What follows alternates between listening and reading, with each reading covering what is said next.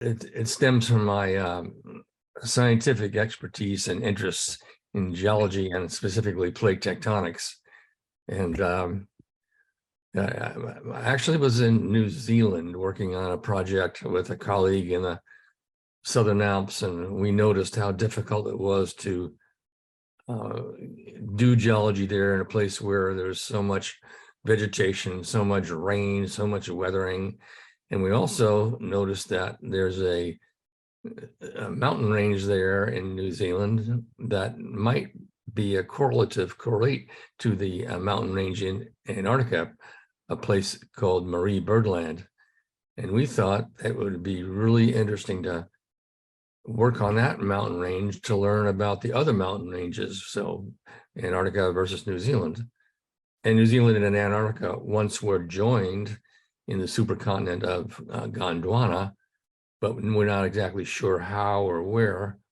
So it's kind of a notion of, well, the torn newspaper idea. The newspaper is torn and you got print on one side of it and then print on another side of it. And you can read both of those prints. You're likely to be able to match them up and have a convincing argument. They were once one piece. The book evolved.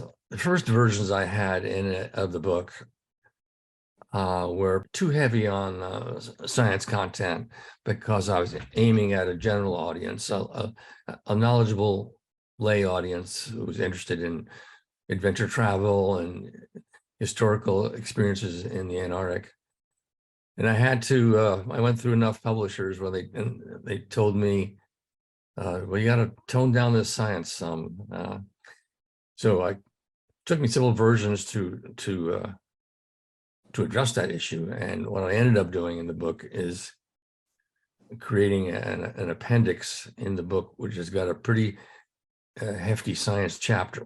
But most of the book is a book of a journey, an experience, my personal experience and experiences of my small team, six people in the Antarctic wilderness.